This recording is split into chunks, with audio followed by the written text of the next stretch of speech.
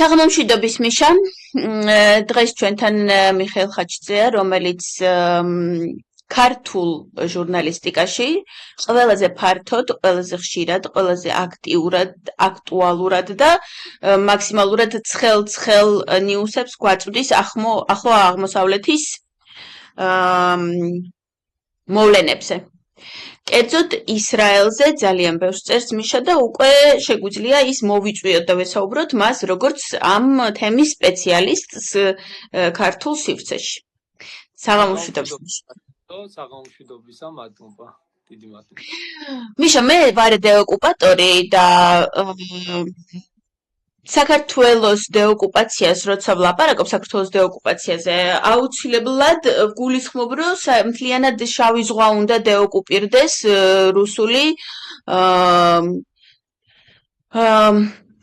რუსული გავლენისგან კი არა, საერთოდ ფიზიკურად შავ ზღვაზე რუსული პორტი აღარ უნდა არსებობდეს, შავი ზღვა უნდა გათავისუფლდეს რუსეთისგან.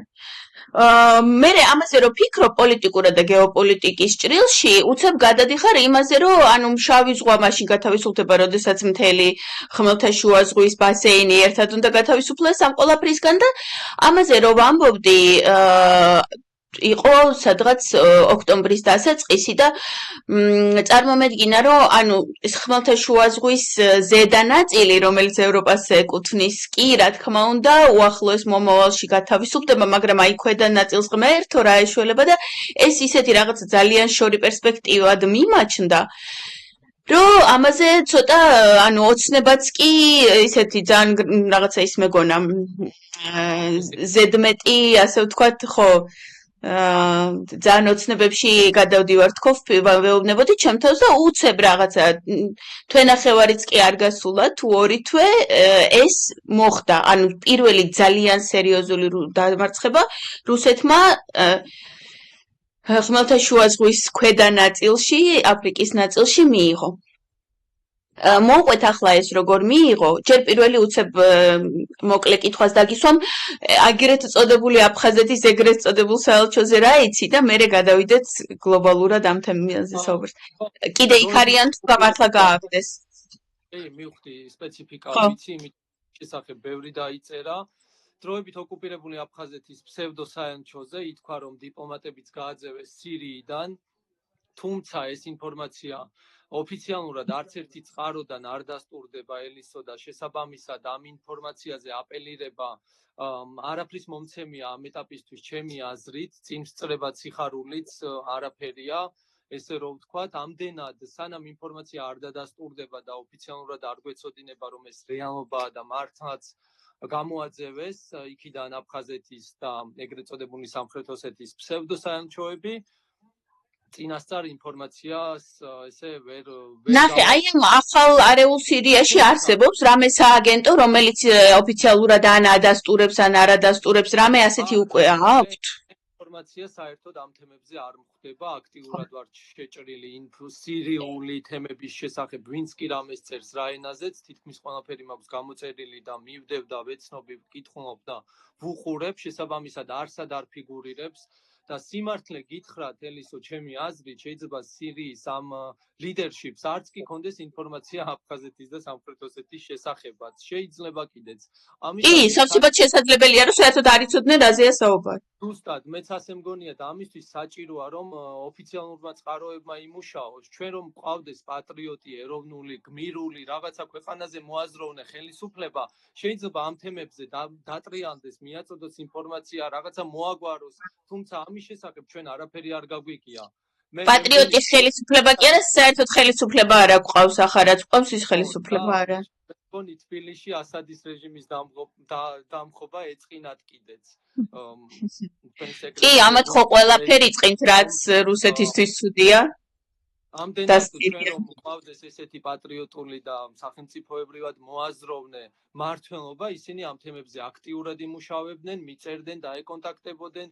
რადგან თვითონ ამ ლიდერშიპს, ახალი სირიის ახალ ლიდერშიპს ბევრი გამოწვევა აქვს, უფრო მეტი და მნიშვნელოვანი საკითხები უდგათ დღის წესრიგში ამ ეტაპზე, ხო? გუშინ კი, ისრაელს და ყველაზე მნიშვნელოვანი ისრაელთან უნდა დაალაგონ ურთიერთობა და ამას აწყვებიან ახლა ყველაზე მეტად. ვიტყვით, მაგრამ აი გუშინ ჰქონდათ მაგალითად ამერიკის წარმომადგენლობასთან შეხვედრა და უკვე პირველი საუბრები წავიდა სანქციების მოხსნის შესახებ. ეს მათთვის ამ ეტაპზე ძალიან მნიშვნელოვანი საკითხია და ამებზე აპელირებენ აქტიურად. ამასთან გუშინვე დამასკოში იმყოფებოდა თურქეთის საგარეო საქმეთა მინისტრი. შეხვედრები გამართეს, მერე გამოქვეყნდა კადრები, სადაც ჩანს, რომ სირიის ახალ ლიდერთან, ჯულანთან ერთად ქუჩაში შეირნობენ, ჩაისვამენ და რაღაცა ესეთი სასიამოვნო საღამო გაატარეს, შეიძლება ესე ითქვას და ამას გარდა პოლიტიკური დატვირთული, რა თქმა უნდა. ამავდროულად გუშინ წინ გაიხსნა დამასკოში ევროკავშირის საელჩო და აღმართეს ევროკავშირის დროშა. კი, ნახე ეს ნიუსი ხო. დატვირთული დღის წესრიგი აქვთ და თავის ქვეყანაზე ორიენტირებულ რაღაცებს აკეთებენ ეს ადამიანები და მათთვის აფხაზეთი და ეგრეთ წოდებული სამხრეთ ოსეთი შეიძლება არც არსებობდეს ამ ეტაპზე, არც იცოდნენ. თუმცა უნდა ვთქვათ, რომ რუსეთის მარცხი, ყველანაირი კრახი რუსეთის სირიაში ავტომატურად აფხაზეთისა და ეგრეთ წოდებული ოსეთის, სამხრეთ ოსეთის რეჟიმების განადგურებასაც ნიშნავს, ხო, ელისო, ესეც ერთ-ერთი ფაქტორიც უნდა იყოს ჩვენ.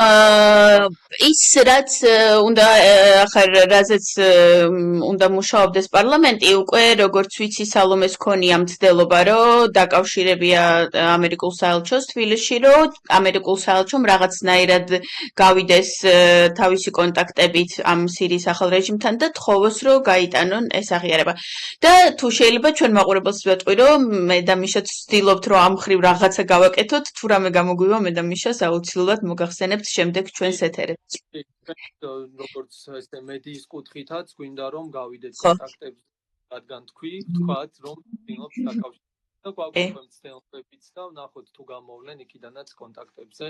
ძალიან მნიშვნელოვანი საკითხია. რაც შეეხება ზურაბიშვილის ამ მცდელობას, მე არ ვიცოდი ამის შესახებ ელისო და თუ ეს ასეა, როგორც თქვი, უკვე გუშინ შეხვდა ამერიკის წარმომადგენლობა, დამასკოში გამართეს შეხვედრა, შეიძლება კიდევ გაიმართოს სამომავლოდაც და ოდესმე წამოაყენონ ეს საკითხი, მე ეს არ ვიცოდი. ზურაბიშვილის кейსი შეხვედრაში ჩართულობა. კარგი, ახლა მოვყვეთ იმაზე, როგორ გაანადგურა ისრაელმა და კიდევ უფრო და უფრო გაანადგურებს ჩვენი შემდეგი ეთერი სავარაუდოდ ირანზე გვექნება, უკვე ნაფიქრი მაქვს ესეც. მოვყვეთ როგორ გაანადგურა ისრაელმა რუსეთი. და როგორ გვეხმარება ჩვენს აი ამ ომში, ჩვენ საქართველოს და უკრაინას ერთობლივი ომი გვაქვს, ეს ერთი ომია, ორი სხვადასხვა ომი არ არის, ერთ ომში ვართ და მეორე ფრონტი რუსეთთან ომის არის ის, რასაც აკეთებს ისრაელი და ამ მეორე ფრონტს აქვს ძალიან ძლიერი უკვე ხელმოსაჭიდი ასეთი გამარჯვებები. და მოყევი მიშა როგორ მოხდა ეს ყველაფერი. ეს არის ჩვენი საერთო ომი ამ ბოროტების წინააღმდეგ, ამ მტრების წინააღმდეგ, რომლებიც ჩვენი საერთო მტერია, რა თქმა უნდა. ვიტყვი იმას, რომ ასადის რეჟიმის ნგრევა პირველ რიგში არის უდიდესი დარტყმა ირანისთვის, ჰეზბოლასთვის და რუსეთისთვის. ამ ბოროტების ღერძისთვის ელისო პირდაპირ შეიძლება ასე ითქვას. თეირანმა მილიარდები დახარჯა ასადის რეჟიმის მხარდასაჭერად. უამრავი თანხა აქვს ჩადებული, სირია დატუმბული აქვს იარაღით, გავლენების დერეფნად იყენებდა საერთოდ სირიას. და აქედან აწვდიდა ამ თელ შეიარაღებას, რომელსაც მერე ლიბანის ჰეზბოლა იყენებდა ისრაელის წინააღმდეგ. ასადის რეჟიმის ნგრევა და ამ დიქტატურის ჩამოშლა არის ირანის საყრდენის განადგურება არაბულ სამყაროში, შეიძლება ასე ითქვას. ჰეზბოლა ისეც დასუსტებულია, ჩვენ ვნახეთ ისრაელის სამხედრო კამპანიები იქ, ეს მასშტაბური შეტევები, რომელმაც ტერორისტების მასობრივი ღვევა გამოიწვია ლიბანში და განადგურება ისრაელმა იქ უამრავი სერიოზული დონის ზიანი მიაყენა, ამოღებულია უამრავი ტროფეი, შეიარაღება, განადგურებულია უამრავი ბოევიკი, ჯერ მარტო პეიჯერების აფეთქებების აღსაურებად, ხო, იქ სასწაული მოახდინა მოსადმა ამ მეთოდის გამოყენებით და ამის შემდეგ ჯადოსნური სპეცოპერაცია იყო ნამდვილად. სასწაული სპეცოპერაცია და ამის შემდეგ უკვე ჩვენ ვნახეთ სამხედრო სახმელეთო შეტევები და უკვე ყველანაირი კომბინირებული შეტევები ლიბანში ჰეზბოლას ბოევიკების წინააღმდეგ. აქედან გამომდინარე სოფლიომ ნახა ლიბანის ჰეზბოლას განადგურება და ეს იყო დარტყმა ასადის რეჟიმისთვისაც ავტომატურად ერთმანეთში და ირანისთვის, რომელიც მთავარი ღერძია ბოროტების. რაც შეეხება რუსეთს, სოფლიომ ნახა რუსეთის მარცხი სირიაში. ამ პროცესებით არის პუტინის კრახი, პუტინის რეჟიმის კრახი, რომელიც იყო მფარველი ასადის რეჟიმისა და ავტომატური კრახია პუტინის რეჟიმის და მარცხია. ჩვენ ვნახეთ იქ ხალხიც კი, რომელსაც უზომოდ ეზიზღება რუსები, რუსი ჯარისკაცები უშენენ ქვეებს, აგინებენ, აძევებენ, ართმევენ ტექნიკას, ესეთი მასალებიც გავრცელდა და ჩვენც უყურებდით და ვნახულობდით, ხო? ანუ თვითონ სირიაშიც რუსეთს ზიზღი აქვს დათესილი, ეს ბოროტების ქვეყანა უკვე ყველამ გაიცნო და ნახა. ამ 50 წლიანი დიქტატურის ასე პომპეზური ნგრევა, შეიძლება ასე ითქვას, ნიმუში და მაგალითია იმისა, რომ დიქტატურები შეიძლება წამებში ჩამოინგრას და ჩამოიშალოს იქ, სადაც დიქტატურა და ტირანიაა. ესეც დასტურდება იმისა, რუსეთმა ხარი ვერაფერი ვერ ქნა და ეხა ამ кейსებს მოდი ცოტა ისრაელის კონტექსტშიც გადავა ამ შემთხვევაში. თქვენ თქვით შენახსენე ისრაელის როლიც, ხო და უფრო ფართოდ რო ვთქვა და იქვე ვიტყვი რუსეთის კრახსაც კიდევ ერთხელ. ისრაელის როლი და მოქმედება ის იყო, რომ ისრაელის ჯარებმა გაანადგურა ჰეზბოლა, ისრაელის ოპერაციები ლიბანში, ჰეზბოლას ლიდერშიპის ლიკვიდაცია, ნასრალა და სხვები, რომლებიც ესე სახელოვნად გაანადგურეს და ჰეზბოლას ბოევიკების შესუსტება. ამან მისცა ბიძგი სირიის მეამბოხეებს, ოპოზიციონერებს, აჯანყებულებს, როგორც მათ სხვადასხვანაირად უწოდებენ, მათ ნახეს, რომ ჰეზბოლას არ შეუძლია ასადის რეჟიმის დახმარება და ისინი ხედავენ იმას, რომ რუსეთს თვითონ არ შეუძლია დახმარება, რადგან რუსეთი თვითონაა უმძიმეს სიტუაციაში უკრაინაში, მოყავს ჩრდილოეთ კორეიდან თითქმის არაფრის მაქნისი ეგრეთ წოდებული სამხედროები, რომლებიც ისევ და ისევ უკრაინელი გმირების მიერ მალევე ნადგურდებიან და იგზავნებიან კობზონის კონცერტზე ჯოჯოხეთში. შესაბამისად ეს ნახეს სირიელმა მეამბოხეებმა, ლიბანი დასუსტებულია, ჰეზბოლა განადგურებულია, ჰამასი ფაქტობრივად საერთოდ აღარ არსებობს, რუსეთი უზომოდ შესუსტებული და არაფრის თავი არ აქვს. ნახეს ეს მომენტი, მათთვის კარგი მომენტი და გამოიყენეს და ესე სახელოვნად დაამხეს ასადის დიქტატურა. 53 წელი მართავდნენ ასადები სირიას, ხო? ჯერ მამამისი, შემდეგ ეს. და ეს ყველაფერი გახდა შესაძლებელი, იმიტომ რომ პირველ რიგში ისრაელმა იმუშავა ძალიან მაგრად და მეორე მხრივ, იმიტომ რომ რუსეთი სუსტია, რომ უკრაინამ იმუშავა იმაზე, რომ რუსეთი ასეთ მდგომარეობაში ასეთი სუსტი ყოფილიყო. და ამ შემთხვევაში და ამ მხრივ, უკრაინა ისედაც ჩვენი პარტნიორი კი არა, საერთოდ უკვე მოძმეერია ამ ომში და ისრაელმაც ხო ძალიან დიდი საჩუქარი გაგვიკეთა რუსეთის ასე დამარცხებით. და მე ვამბობ ხოლმე ელისო, რომ ისრაელი აკეთებს ამ ეტაპზე ჩვენს ერთობლივ საქმეს. რუსეთის მარცხი სირიაში, თუ არის სირიაში ასადის რეჟიმის დამხობა ისრაელის დამსახურება, ასევე არის მარცხის ისრაელის დამსახურება. ისრაელი აკეთებს იმ საქმეს, რაც ჩვენთვისაც პრიორიტეტი და მომგებიანია, ისრაელი ებრძვის ბოროტების ღერძს. ბოროტების ღერძში შედიან ირანი და რუსეთი და მათი მარიონეტები. ხო, ჰეზბოლალი. მე ახლა გამახსენდა უცებ ეს წინასწარ ეს კითხვა შენთვის არ გამომიგზავნია, რომ მომზადებულიყავი. თუ გაქვს ინფორმაცია, რაღაც ემებში, ნიუსებში წაკითხული მაქვს, რომ უკრაინასაც მიუწოდებია ამ მეამბოხეებისთვის რაღაცა დრონები და რაღაცნაირად უკრაინაც დახმარებია. ამაზე თუ გაქვს რამე უფრო მეტი ინფორმაცია. ებოდა ელისო, კი, მე ამის შესახებ გონი რამდენჯერმე დავწერე კიდეც, ითქვა რომ დრონები უკრაინიდან არის რაღაცა ეს დრონების ოპერატორებმა მოამზადეს და რაღაც, მაგრამ ოფიციალური ამის დასტური ჩვენ არსად არ გვინახავს უკრაინისგანაც და რა თქმა უნდა იმათი მხრიდანაც არ. შესაბამისად, ამ ინფორმაციის გადასტურება არ შეგვიძლია, მაგრამ ითქვა და დაიწერა, ვიღაცებმა დაინახეს იქ უკრაინელების ხელიც, რაღაცა ეს სპეციფიკა ძალიან კარგი. შეიძლება და თუ ასე იქნება, რატომაც არა, ვიღაცები ისრაელის ხელსაც ხედავენ უკრაინაში, უკრაინის მოქმედებებში, რუსების წინააღმდეგ, რაშისტების წინააღმდეგ, რუსი ტერორისტების წინააღმდეგ. ჩვენ ვამბობთ ეს როგორც ტუარეგებს ჩაატარებინეს წარმატებული ოპერაცია ამას წინათ ვაგნერის განადგურებაში რო დაეხმარნენ, იქაც უკრაინული ხელი იყო, ბევრგან მიწვდა უკვე უკრაინა, იქ სადაც რუსეთი ვიღაცას ჩაგრავს, უკრაინა უკვე ბევრგან მისულია და დაჩაგრულ მხარეს ეხმარება. და ძალიან კარგი მაგალითია ეს და ნამდვილად ბევრს ნიშნავს. მიუხედავად იმისა, რომ თვითონ ძალიან უჭირს, მაინც რაღაცა იმ რესურსს პოულობს, რომ დაეხმაროს სხვას, სადაც შეუძლია დახმარება. ამას წინათ მე დავდე ბოლო ვიდეო, ანუ სანამ ახლა ამ ვიდეოს ნახავთ თქვენ, ბოლო ვიდეო არის გიგი თევზაძე, სადაც ლაპარაკობს, როგორ დიდი მნიშვნელობა აქვს საქართველოში სტაბილურობას იმისთვის, რომ ახლო აღმოსავლეთში დასტაბილურდეს სიტუაცია ცოტა გრძელვადიანად.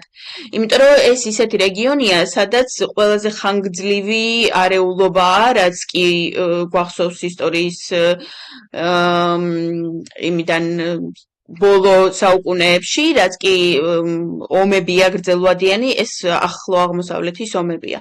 და იმისთვის, რომ ერთხელ და სამუდამოდ ამ რეგიონში რაღაც გრძელვადიანი 50 წლიანი მშვიდობა მაინც რო დადგეს, საქართველოში სტაბილურობა ამისთვის ძალიან მნიშვნელოვანია. საქართველოს ყველაზე დიდი პირველი მტერია რუსეთის, დიდი არა ზომით და შესაძლებლობებით, არამედ იდეურად საქართველოს არის ყველაზე ანტირუსი სახელმწიფო მსოფლიოში და ამ ჩვენ იდეურ ომში მივაღწიეთ იმას, ეს უკვე ჩემი მოსაზრება, ამას არავის არ ვაბრალებ, რომ ესკალირება, ანუ იმდენად ვესკალირეთ ეს სიტუაცია, რომ ჩავრთეთ ლამის მთელი ცივილიზებული სამყარო იმაში, რომ რუსეთი მოსასპობია. და ნელ-ნელა დღეს არ ჩანს ჩვენი ეს უდიდესი როლი, იმიტომ რომ რუსული რეჟიმი თავად გვაზის თავზე, მაგრამ ნელ-ნელა ეს ყველაფერი იქამდე მიდის, რომ ჩვენი 2008-ში დაწყებული ომი დასრულდება სრულიად რუსეთის დამარცხებით. გარდა იმისა, რომ ხო და ამას უფრო და უფრო მეტი ადამიანი უფრო და უფრო ხედავს და უფრო მეტად დაინახავს ჩვენ უკრაინაში რომ დაიწყო ომი, მაშინვე ამბობდნენ უკვე ევროპელი ლიდერები, რომ აი მაშინ მივქარეთ ჩვენ რომ 2008-ში არ მოვიდა. რო ეს ყველაფერი დაიწყო მაშინ. არ მოვახდინეთ და ამას უფრო გაანალიზებენ დროთა განმავლობაში ელისო ჩემი აზრით. და მართალი ეს არის ახლა სამხედრო მარცხი რუსეთისთვის. ეკონომიკურიც ძალიან მნიშვნელოვანია. ნახე, რუსეთს იმისთვის უნდოდა ასადი, იმისთვის ჭირდებოდა, რომ ასადი არ აძლევდა საშუალებას, რომ იაფი გაზი და იაფი ნავთობი სირიის გავლით, ან თავად სირიაშივე მოპოვებული წასულიყო ევროპისკენ, იმიტომ რომ იქ ახლოა და ის ადვილად მოხერხდებოდა. აი ამასაც ახლა ნახე, იქ გაზ ერთი ვიღაცა აკონტროლებს ახლა იმ გაზს, რომელიც სირიაში მოიპოვება, ნავთობს ვიღაცა სხვა, აი ამაზეც მოყევი. ანუ ასადის რეჟიმის დაცემა რეგიონში ერთგვარ დესტაბილიზაციას ამ კუთხითაც, ეკონომიკური კუთხითაც, რა თქმა უნდა, რაღაც კონტექსტში იწვევს. ქაოსის სცენარში საფრთხე შეიძლება შეექმნეს მეზობელ ქვეყნებსაც, ერაყს, ლიბანს, იორდანიანს და თურქეთსაც მათ შორის. რადგან თვითონ სირია ეს გაზის მწარმოებელი ნავთობის მარაგების კუთხით ძალიან დიდარი არ არის და მასშტაბური არ არის. დაახლოებით 2.5 მილიარდი ბარელი არის სამოქალაქო ომამდე, დღეში დაახლოებით 380,000 ბარელი იწარმოებოდა და ამის მერე მოხდა ძალიან მასშტაბური შემცირება, 25-30,000 ბარელი იწარმოება. თუმცა სირიის მთავარი როლი მდგომარეობს არა წარმოებაში ელისო, არამედ ზარომისცეს. ხო. სტრატეგიულ მდებარეობაში.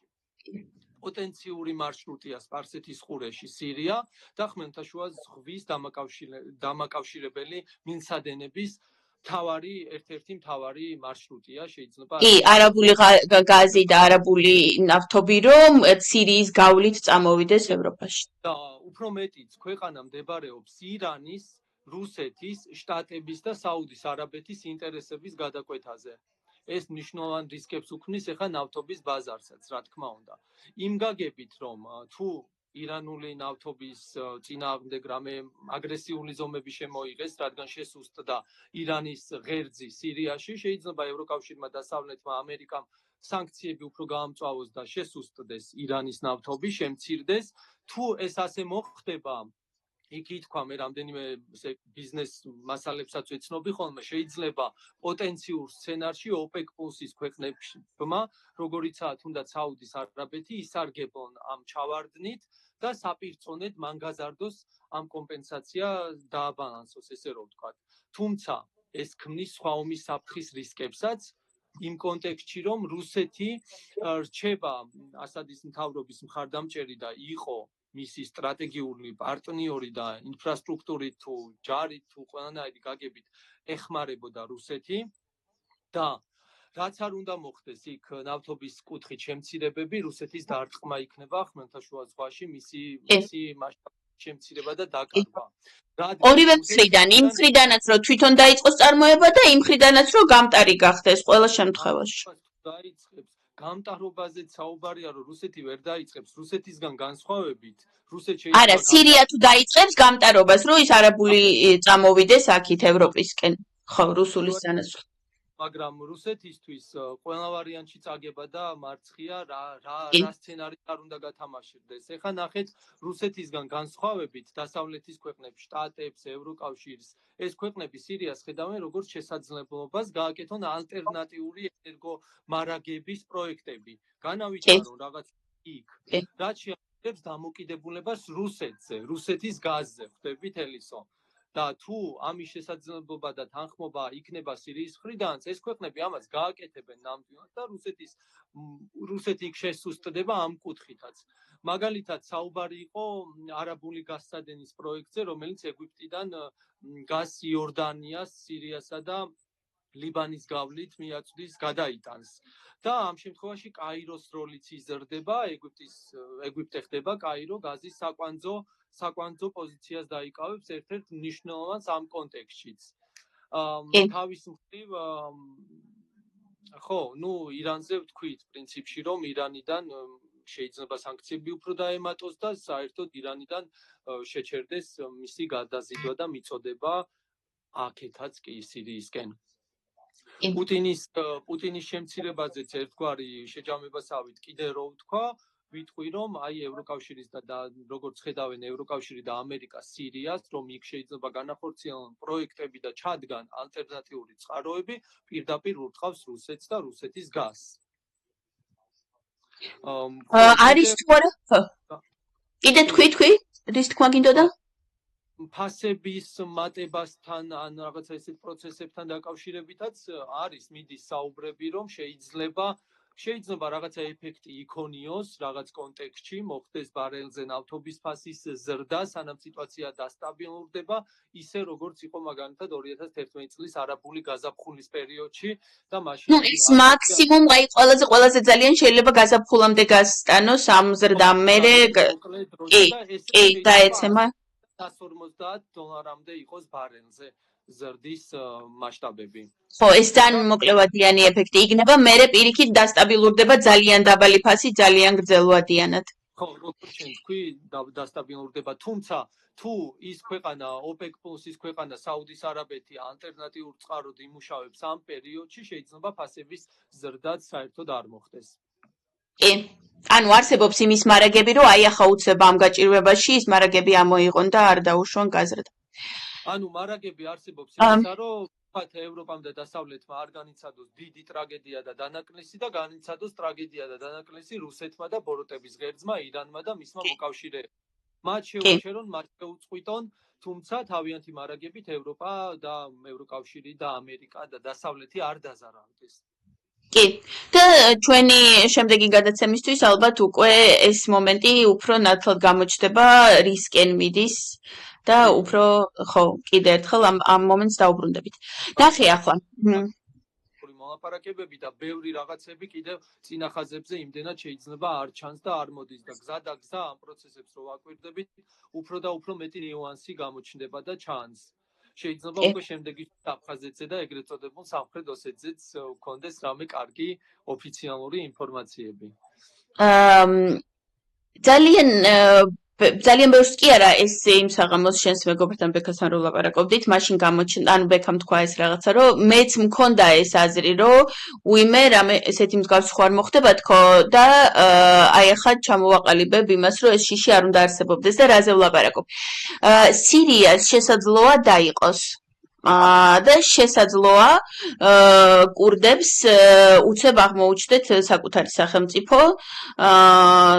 შესაძლოა 2, შესაძლოა 3 ნაწილად და ანუ არსებობს შიში რომ ეს რაღაცნაირად მერე საქართველოსაც არ გადმოვიდეს ასეთი დაყოფის მოდელი. არ გადმოვა და აი ახლა გეტყვით რატო არ გადმოვა. პირველი იქ შიგნით სირიაში ეს დაპირისპირება არის ძალიან რეალური, ნამდვილი და არ არის ვიღაცის მიერ გარედან შექმნილი. ეს არის ავტენტური შიგდა დაპირისპირება.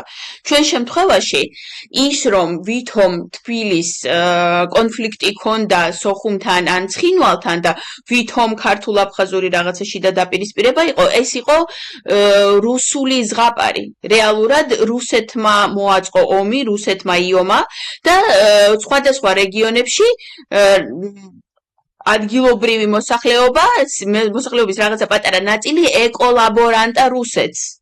და საბოლოო ჯამში მე რუსეთმა ოკუპირა და დღეს უკვე ღმერთს მადლობა ცნობილია რომ რუსეთია ოკუპანტი და არანაირი შიდა კონფლიქტები ჩვენ არ აქვს.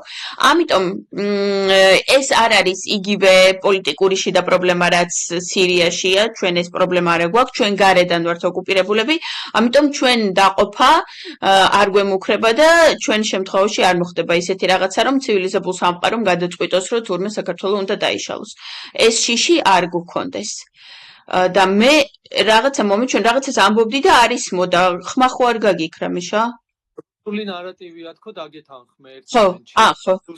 რუსული ინფორმაციები იყო შენ ახსენე და მეც დაგეთანხმე კი რუსული ნარატივი. კი და 2008 წელს მივაღწიეთ იმას რომ სოფლიო მაღიარა რომ ეს მტყუილია, ჩვენ არ ქონია შიდა კონფლიქტები და ჩვენ ვართ რუსეთის მიერ ოკუპირებულები.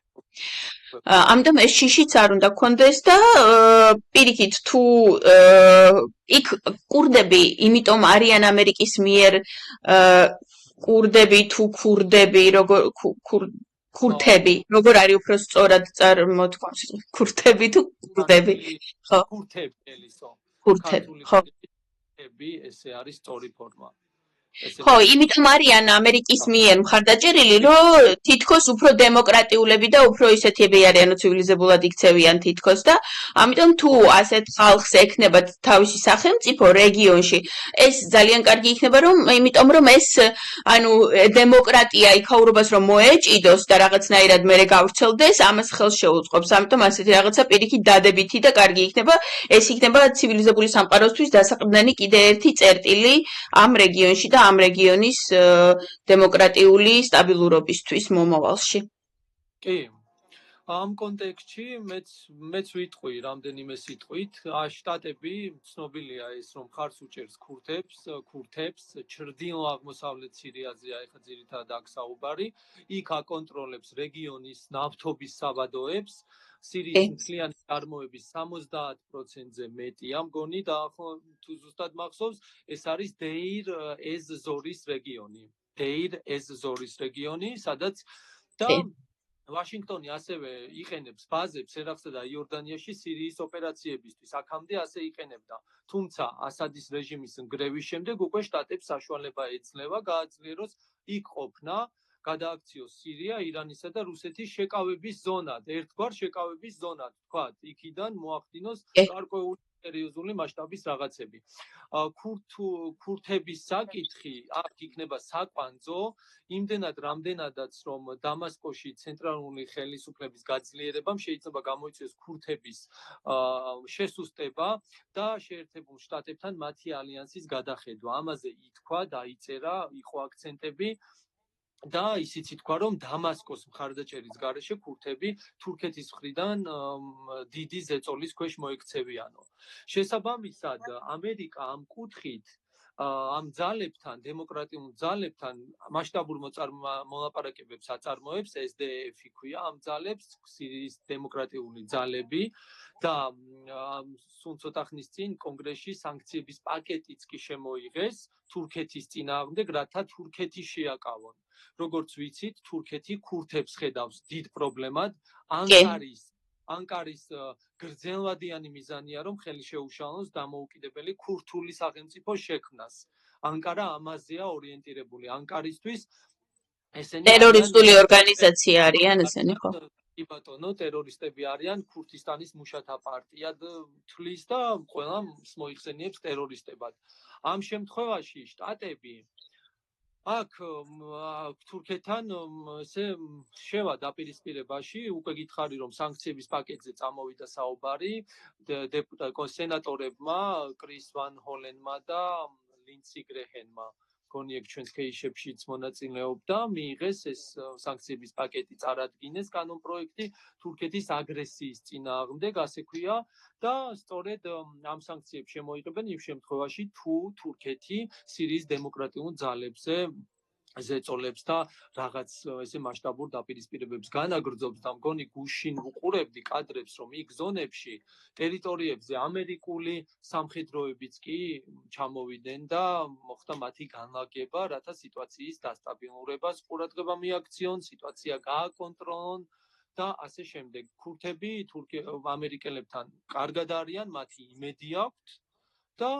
ხო ამერიკაც ქურთებს მხარს უჭერს და ქურთები არიან თან ამასთან უნდა ითქვას ISIS-ის წინააღმდეგ მებრძოლები იქ შტატები ქურთების დახმარებით ISIS-ის აღორძინებას და მათ გაფართოებას უშლის ხელს.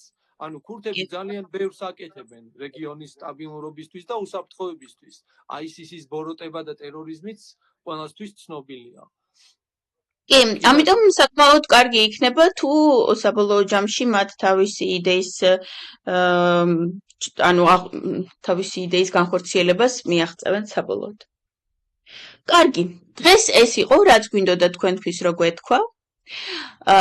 და ნელ-ნელა კიდე გზაში მოგვიანებით დაგაწევთ ახალ ინფორმაციას. მე და მიშა, სანამ ეს სიტუაცია ბოლომდე არ დასტაბილურდება და ახლო აღმოსავლეთი არ ჩამოყალიბდება და რაღაცა სურათი უკვე არ გამოჩნდება, რომ როგორ ლაგდება იქაურობა, მანამდე მე და მიშა მოგიყვებით ხოლმე. მოდი თვეში ერთხელ გქონდეს ეთერები და ჩავაყენოთ ხოლმე ჩვენი მსმენელი საქმისთვის. ელისო, გქონდეს აუცილებლად მე თანახმავ იქნები. ბოლოს სიტყვას ავით ისრაელის კონტექსტზე ხო არ შევაჯამო, რატომღაც გონია რომ ყველაფერი ვერ ვთქვი და თუ მომცემ საშუალებას ვიტყოდი. კი, ასევე აუცილებლად ამ ვიდეოს ქვეშ იქნება მიშას Facebook-ი, გადადით და დააფოლოვეთ და ასევე მიშას Telegram არხი, იქაც ბევრს წერს, რასაც Facebook-ზე ვერ დებს ხოლმე, იმიტომ რომ Facebook-ი დაგვძევს და ძალიან ხშირად გვარეპორტებენ და გვბლოკავენ. მიშამ Telegram-იც გახსნა ამის მერე და იქაც ძალიან აქტიურია და ორივეს შეძლებთ აქედან გამოიწეროთ. კი ბატონო, დიდი მადლობა ელისო. და ორი სიტყვით ვიტყვი ისევ ტირანის ამ ასადის ბოროტების რეჟიმის ნგრევაზე. ტირანი როცა დაეცა და ხალხი თავისუფალია, დაეცა ტირანი, ეს შესახილები ისმოდა დამასკოში, როდესაც ასადის რეჟიმი ჩამოიშალა დამასკოს ქუჩებში, ხალხი გამოვარდა ხიარულებისგან, ბედნიერებისგან, ყვიროდნენ ტირანი დაეცა, ხალხი თავისუფალია. შვებით ამოისუნთქა იქ მოსახლეობამ, მოიშორეს დიქტატორი, რომელიც ხოცავდა, აწამებდა, ტანჯავდა, საშინელი ნიუტი ანადგურებდა ელისო საკუთარ მოსახლეობას. და ამდენად მისი ეს ჩამოგდება და განადგურება იყო მისი რეჟიმის განადგურება იყო ხალხის შვება და ბედნიერება. ეს უნდა იყოს ცანსახა მაგალითი ჩემი აზრით ყველა დიქტატორისა და ტირანისათვის, რომ დღეს თუ არა ზეგ არა, ესეთი მაგალითი არ მინდა, იმიტომ რომ იქ ტირანი 50 წელი გრძელდებოდა, ჩვენთან 12 წელია ჯერ და 50 კი არა, 13-იც კი არ მინდა რომ იყოს. ჩვენ სასწრაფოდ უნდა ჩვენზე არ საუბრობ, მე ზოგად დიქტატორებზე და ტირანიებზე ვსაუბრობ ელისო, ეხლა რომ ეს უნდა იყოს ყველა ტირანიისთვის, პუტინისთვის უნდა იყოს მაგალითი, რომ ხვალ შეიძლება რუსეთშიც ირანისთვის უნდა იყოს დიდი მაგალითი, რომ აიათოლების რეჟიმი წყალშემდგარია, მათაც ემუქრებათ დამხობა. ასადი ისე გაიქცა ელისო, რომ ორი ადამიანი დაიყვანა. ასადის დიქტატურაც და ირანში აიათოლების დიქტატურაც ორივე საბჭოთა კავშირის გაკეთებულია. და სავარაუდოდ ახლა ეს საბჭოთა კავშირის გაკეთებული რაღაცეები დაინგრევა და უცებ მერე თვითონ რუსეთიც დაინგრევა, ალბათ აი ამ თანმიმდევრობით მოხდება ეს. ასადი გაიქცა ელისო, რომ რამდენიმე ადამიანი მგონი ორი დაცვა და ცოლი წაიყვანა. თავისი პროპაგანდისტები, მინისტრები, მარჯვენა ხელი, ყველა დაუტოვა იქ ხალხს ფაქტობრივად საჯიჯგნად შეიძლება ასე ითქვას, იმიტომ რომ ჩვენ ვნახეთ, როგორ სახალხოდ სჯიდნენ, სცემდნენ და ასე შენიც ვნახეთ. შედეგად, ანუ ვნახეთ, რომ ასადის კრახიც აი ამაში გამოიხატა, თავისი ხალხიც კი არ დაიცვა და არ გადაარჩინა. ჯარისკაცებიც დაფანტულები გარბოდნენ, ზოგისად იჭერდნენ, შემდეგ ხან ზოგს ესე ექცეოდნენ, ზოგს ისე. კარგი ამბავია ის, რომ ასადი დაინგრა, ასადის დიქტატურა, ირანის გავლენები და რუსეთის პოზიციები უზომოდ შესუსტდა და მათი ამ ბოროტების წინააღმდეგობის ღერძი ძალიან შესუსტდა და შერბინდა. ეს არის სასწაულად კარგი ამბავი, თუმცა უნდა ვთქვათ ისიც, რომ აჯანყებულების ლიდერს, აი ამ ბიჭს, აბუ მუჰამედ ალ-ჯულანს ცოტა ისეთი საკამათო წარსული აქვს, ხო? ჩვენ ვიცით, რომ ამერიკას სანქციებიც ჰქონდა, მასზე ძებნაც იყო და რაღაცები, ხო, მის შესახებ. და უფრო ბევრი კითხვა მის გარშემო, ვიდრე პასუხები. ამ დროს ისრაელის პრიორიტეტებია კიდევ ერთ-ერთი მთავარი საპირწონე. ისრაელის მთავარი და ნათელი პრიორიტეტია, რომ დაიცვას თავისი ქვეყანა. ამ შემთხვევაში საუბარია გოლანის სიმაღლეების დაცვაზე. ცაჰალმა იქ უკვე გააძლიერა თავისი პოზიციები, განათავსა ტანკები ბუფერულ ზონაში. რამდენად შესაძლებელია, რომ ეს გოლანის სიმაღლეები საერთოდ შევიდეს ოფიციალურად გახდეს ისრაელის ნაწილი? მე მგონი ამაზეც არის საუბრები. ხო, ეხა ეს ისეთი თემაა, რომ ამ ეტაპზე მე ვერ გეტყვი ეს როგორ არის, თუმცა ჩვენ ვნახეთ სირიიდან დრუზების თხოვნაც კი ისრაელის ასე გთხოვთ პატრონეთ, შეგვიერთეთ, მოახდინეთ ჩვენი ერთგვარი ანექსია, მიგვიერთეთ ჩვენი თხოვენ, რომ იყვნენ დაცულები. მათ იციან, რომ ისრაელთან ცხოვრება ბედნიერების ტოლფასია. ისრაელში თვითონ ცხოვრობენ და არიან ფანტასტიკურად კარგად. და სხვათა შორის დრუზებიც ძალიან მაგარი ადამიანები არიან, ვაჟკაცები, მებრძოლები, პატრიოტები. ისრაელის ომშიც, ამ ომშიც დრუზებს დიდი როლი აქვს. მეორე ომშიც ლიბანშიც ძალიან ბევრი მაგარი აქტივობები გააკეთეს მათ და ვამბობთ იმას, რომ ხო, გოლანის სიმაღლეებზე ისრაელმა ბუფერული ზონა, იქ ტანკები განალაგა, დაარტყა ასადის დარჩენილ ობიექტებს, რომ ესენი მტრის ხელში არ ჩავარდნილიყო და ჰერმონის მთაზე მიმდინარეობს ოპერაციები ახლაც და ამ წუთებშიც. ჩვენ ნეთანიაჰუმ თქვა ისრაელის პრემიერ-მინისტრმა, რომ ყველაფერს გააკეთებს ისრაელის დასაცავად. და მართლაც, ელისო, ჩვენ მაშინ, როდესაც ჰამასი 2023 წლის 7 ოქტომბერს თავს დაესხა ისრაელის ტერიტორიას, მაშინ ისრაელის პრემიერმა პირობა დადო, რომ ახლო აღმოსავლეთში ცვლილებებს მოახდენდა. და ვხედავთ და წინ კიდევ ბევრი სიურპრიზი გველოდება. შეიძლება ნეთანიაჰუს ფანი არ იყო ადამიანი, ეს მე დავწერე კიდეც და აქაც ვიტყვი, ყავს ყველა ადამიანს კრიტიკოსიც, მოყვარეც და ასე შემდეგ, მაგრამ ეს კაცი თავის ქვეყნისთვის ამ ეტაპზე საოცრებებს აკეთებს იმისათვის, რომ გადაარჩინოს ისრაელი მტრისგან. ჩვენთვისაც საოცრებებს აკეთებს არა მარტო თავის ქვეყნის, ზუსტად ჩვენ მტერს ანადგურებს. ჩვენი ავტომატური სიკეთეცაა ჩვენთვის და ყველა იმ ქვეყნისთვის, ვინც სიკეთის და ნათელის მხარეს არის. ყველას გამარჯვებაა და ყველას ბედნიერებაა ის, რომ სამყაროში არ იქნება ბოროტება, არ იქნება ტერორიზმი, დიქტატურა, განუკითხაობა, ხალხის წამება და ტანჯვა. ეს იქნება ყველასთვის ბედნიერება და ამ სიბოროტეს ებრძვის ისრაელი ამ წამს ახლო აღმოსავლეთში. ახალ ლიდერს რა ქვია? ვერ დავიმახსოვრე ტერმინს.